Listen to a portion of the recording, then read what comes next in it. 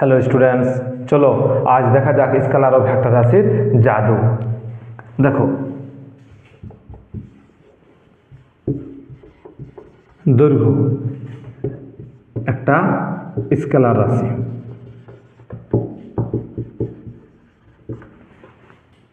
দৈর্ঘ্যের সাথে যদি আমরা আরেকটা দৈর্ঘ্য গুণ করি তো আমরা পাবো ক্ষেত্রফল। সেই ক্ষেত্রফল কি বলে? স্কেলার রাশি না, ভেক্টর রাশি।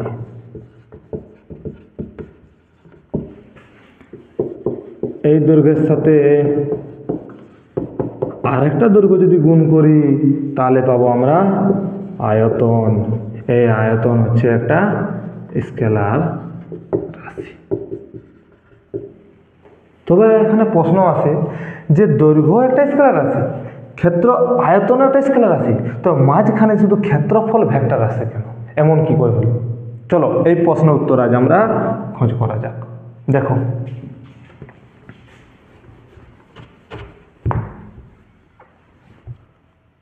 চলো দেখো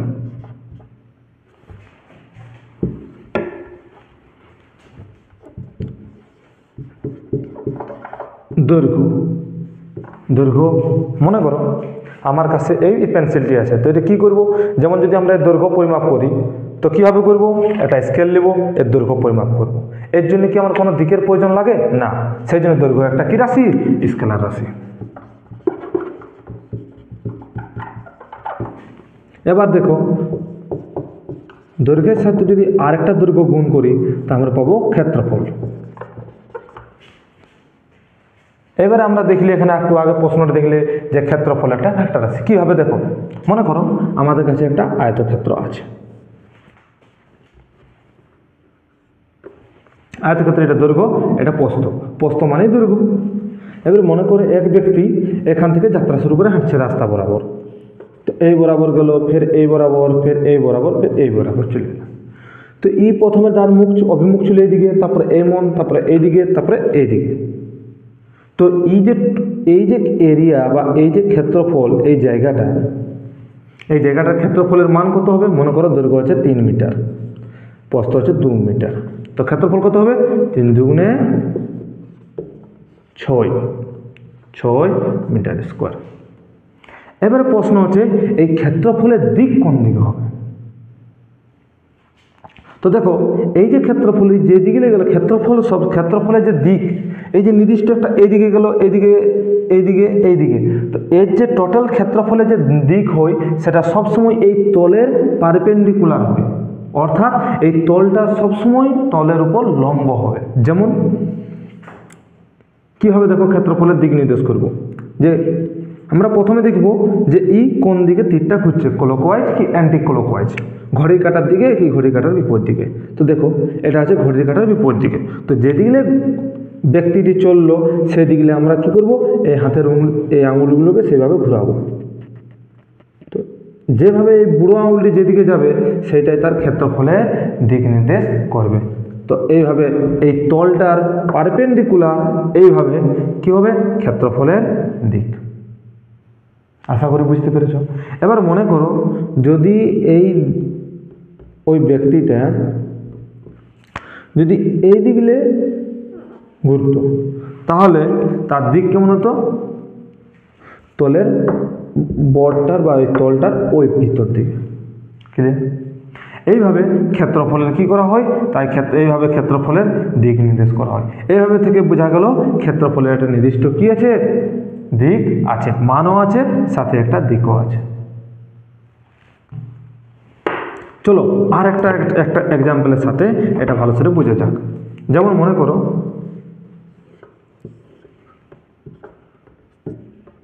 এক্স অ্যাক্সিস, ওয়াই অ্যাক্সিস। এই অ্যাক্সিসে মনে করো একটা আয়তক্ষেত্র আছে, এই বরাবর হচ্ছে 3i ক্যাপ 2j ক্যাপ। দেখো এর ক্ষেত্রফল কেমন হবে? এর ক্ষেত্রফল যখনই করব তখন আমরা কি করব? এই না, তার আগে বলে দিই এই আই ক্যাপ হচ্ছে কি এক্স অক্ষ বরাবর যে ডাইরেকশন বা দিক, সেই দিকটাকে শো করে। জে ক্যাপ ওয়াই অক্ষ বরাবর তার দিকটাকে শো করে। এবার দেখো এর ক্ষেত্রফল যখন বেরাবো তখন আমরা কি করব, গুণ করব। তো তোমরা আগেই বলে দিই, যেহেতু ক্ষেত্রফল একটা ভেক্টর রাশি, সেজন্য এর ক্ষেত্রে দুটা গুণ হয়, একটা ডট একটা ক্রস। এবার দেখো ডট প্রোডাক্ট করছি, 3i cap dot 2j cap, 3 দুগুণে 6, i cap dot j cap হয় 0। ওই জন্য এখানে কি হবে, কিন্তু বাস্তবে কি ক্ষেত্রফল 0 হয়? এখানে ক্ষেত্রফল 0 হচ্ছে না, তার মানে এই ডট প্রোডাক্ট হবে না। তো আমরা কি করব, ক্রস প্রোডাক্ট বা ক্রস গুণ। দেখো কীভাবে করব, 3i ক্যাপ 2j ক্যাপ, 3 দুগুণে 6, আর i ক্রস j সমান কে ক্যাপ। কে ক্যাপ মানে কি, কে ক্যাপ হচ্ছে জেড অ্যাক্সিস। তো জেড অ্যাক্সিস কোন দিকে থাকে, এক্স ওয়াই আর জেড এইভাবে। যদি এখানে মাইনাস কে ক্যাপ হতো তাহলে এটা মাইনাস জেড অ্যাক্সিস মানে ভিতর দিকে বোর্ডটা, এখানে কি হলো প্লাস জেড, ওই জন্যে বোর্ডটার উপরের দিকে। আর তোমরা এমনও বার করতে পারো, দেখো যেমন ঘড়ির কাঁটার বিপরীত দিকে, তো এইভাবে কাঁটাগুলো ঘুরছে, তো এর ডাইরেকশনটা হবে বোর্ডটার বাইরের দিকে। তো এর থেকে বোঝা গেল ক্ষেত্রফলের একটা নির্দিষ্ট দিক আছে, কিন্তু দৈর্ঘ্যের কোনো দিক নেই, সে তার জন্য স্কেলার রাশি, দৈর্ঘ্য ক্ষেত্রফল একটা ভেক্টর রাশি।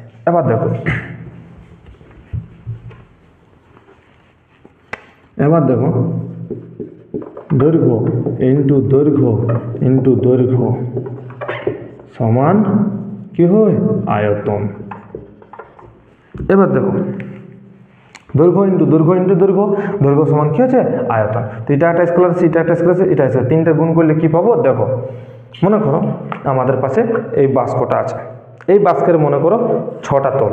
তো এই তলের লম্ব ভেক্টর কোন দিক হবে, এই তলের যে ভেক্টর, এই তলের যে দিক বা এই তলের যে দিক হবে ক্ষেত্রফলের, যে এই তলের ক্ষেত্রফলের যে দিক হবে সেটা হবে এই দিকে, এই দিকটাই, এবং এই তলের হবে এই সাইডে। তো পরস্পর বিপরীত দুটি তলের দিকটা পরস্পর বিপরীতমুখী, তাই পরস্পর কি হবে, পরস্পর বিপরীত তল তাদের দিকগুলিকে কি করবে, ক্যান্সেল আউট করবে। এই তলটাকে এই উপরের তল নিচু তলটাকে। তাই ক্ষেত্রফলে শুধুমাত্র আমরা মান পাবো, কোনো দিক পাবো না। তাই ক্ষেত্রফল একটা কি রাশি, স্কেলার রাশি, ক্ষেত্রফল একটা ভেক্টর রাশি। চলো এইবারে আয়তনটাকে একটা ভালো করে বোঝা যাক উদাহরণের সাহায্যে। মনে করো আমার কাছে এই বক্সটা আছে,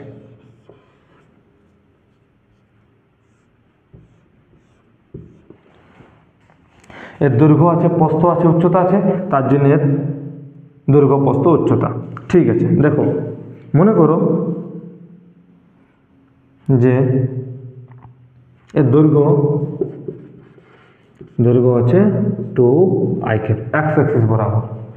প্রস্থ যাকে আমরা দৈর্ঘ্যের, প্রস্থ একটা দৈর্ঘ্যই বটে, প্রস্থ যাকে হচ্ছে মনে করো এটা 3i cap, 2j cap Y axis. আর মনে করো উচ্চতা মনে করো 2k ক্যাপ। এবার দেখো যদি কোনো জিনিসের আয়তন বের করতে হয় এইসবে, তো আয়তন কেমন হয় দেখো, অর্থাৎ আয়তন হবে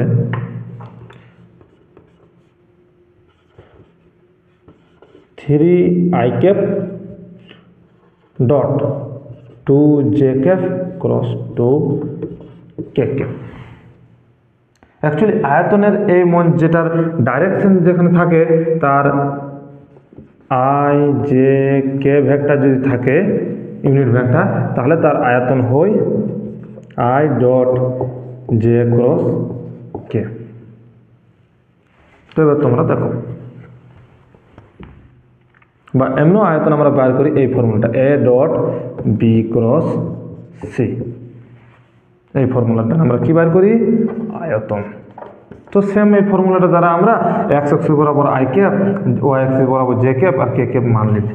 এবার দেখো 3i cap dot 2 দুনে 4 J cross কে হয় i j k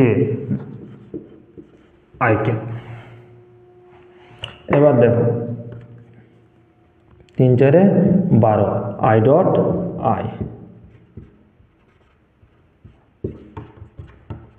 i dot i। আর দুটো সেম ভেক্টর ইউনিট ভেক্টরের গুণফল কত হয় 1। তো উত্তর হবে 12। তো দেখো এখানে আমরা যে আয়তনের মান পেলাম তার কোনো ডাইরেকশন নেই, কোনো এর অভিমুখ নেই, তাই এটি একটি স্কেলার রাশি। এখান থেকে দেখা গেল যে আয়তন হয় সেটি একটি স্কেলার রাশি, এর অভিমুখও নেই। আশা করি তোমরা বুঝতে পেরেছো কিভাবে দৈর্ঘ্য একটা স্কেলার রাশি, ক্ষেত্রফল একটা ভেক্টর রাশি এবং আয়তন একটা স্কেলার রাশি।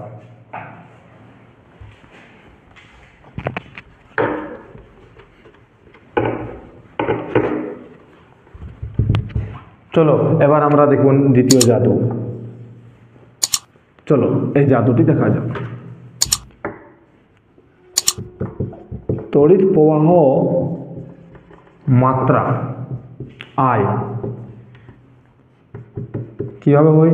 মনে করো কোনো একটা তার দিয়ে কারেন্ট যাচ্ছে, তো এই কারেন্টের মানও আছে আর দিকও আছে, মনে করো 5 অ্যাম্পিয়ার, তো এর মানও আছে দিকও আছে, তো একে স্কেলার ভেক্টর রাশি হওয়া উচিত ছিল, কিন্তু একে ভেক্টর রাশি না, তড়িৎ প্রবাহ মাত্রা হচ্ছে একটা স্কেলার রাশি।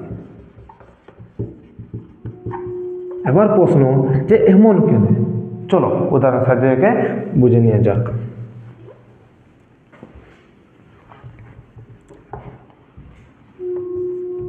মনে করো একটা সার্কিট,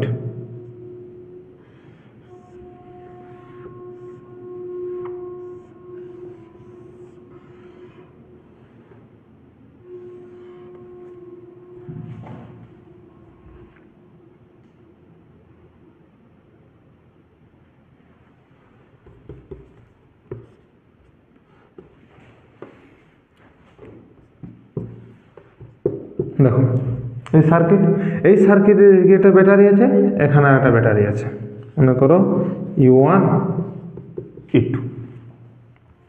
এই ব্যাটারি থেকে এখান থেকে কি হচ্ছে রেজিস্ট্যান্স, এই ব্যাটারি থেকে কারেন্ট বের হচ্ছে মনে করো I1, আর এই ব্যাটারি থেকে কারেন্ট বের হচ্ছে I2, হবে না? তো অ্যাকচুয়ালি যদি তড়িৎ প্রবাহ মাত্রা এই ভেক্টর, যেহেতু এর ভেক্টর রাশি হতো, তাহলে তড়িৎ প্রবাহ মাত্রা ভেক্টর রাশির ভেক্টর বীজগণিতের নিয়ম মেনে চলতো, কিন্তু দেখো কিভাবে। তো দেখো I1 প্লাস I2, তো ভেক্টর বীজগণিতের নিয়ম বলে যে যদি কোনো একটা ভেক্টরের অভিমুখ অপোজিট হয়, পরস্পর দুটি ভেক্টর যাদের অভিমুখ সেম এক ডাইরেকশন হবে, তাদের কি হবে, দুটি ভেক্টরের এক ডাইরেকশন হলে তাদের যোগ হয়ে যাবে A প্লাস B। আর যদি মনে করো দুটি ডাইরেকশন যদি একটা অপোজিট হয়, তো A ভেক্টর B ভেক্টর, তো A vector minus B vector, যদি সেম ডাইরেকশন হয় তো প্লাস, অপোজিট ডাইরেকশনে মাইনাস। এবার এখানে দেখো কারেন্ট এদিকে I1 কারেন্টের অভিমুখ এইদিকে আর I2 কারেন্টের অভিমুখ অপোজিট, মানে এইদিকে দুটা কারেন্ট পরস্পরের অপোজিট। ওই জন্য যখন এই দুটা কারেন্ট একসাথে যখন এটা আসবে, তখন অপোজিট হওয়ার জন্য দুটা কারেন্টের মাইনাস I1 মাইনাস I2 বা I2 মাইনাস I1 হওয়া উচিত ছিল, কিন্তু বাস্তবে এমন হয় না, দুটি কারেন্ট পরস্পর কি হয়, যোগ হয়। তার কারণ হচ্ছে তড়িৎ প্রবাহ মাত্রা I, যার মান আছে আর অভিমুখও আছে, কিন্তু তড়িৎ প্রবাহ মাত্রা ভেক্টর রাশির বীজগাণিতিক নিয়ম মেনে চলে না। সে কি মেনে চলে?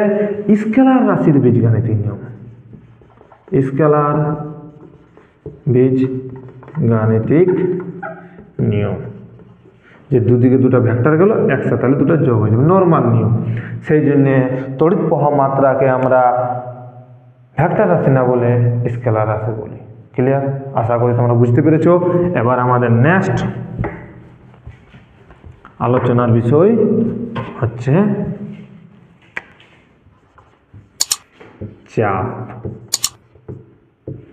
চাপ। দেখো আমরা জানি চাপ সমান হয় বল বাই ক্ষেত্রফল। বল একটা ভেক্টর রাশি, ক্ষেত্রফল একটা ভেক্টর রাশি। তো দুটা ভেক্টর রাশির অনুপাত যদি হয়, তাহলে চাপকেও একটা ভেক্টর রাশি হওয়া উচিত ছিল, কিন্তু বাস্তবে চাপ একটা স্কেলার রাশি। এমন কেন? চলো আলোচনা করা যাক।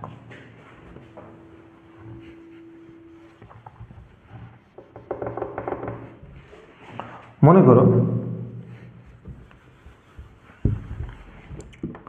আমাদের পাশে একটা কন্টেনার আছে, একটা ধরো না একটা পাত্র আছে, এই পাত্রে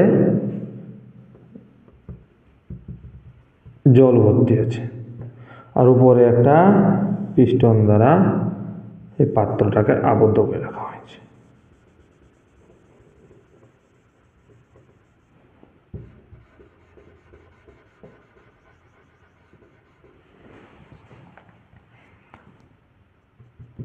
এবার দেখো, যদি উপর দিকে আমরা যদি বল প্রয়োগ করি তো এইটা নিচ দিকে আসবে, তো কি করবে, এই জলের অণুগুলি এদের পরস্পরের মধ্যে কি হবে, চাপ বৃদ্ধি পাবে।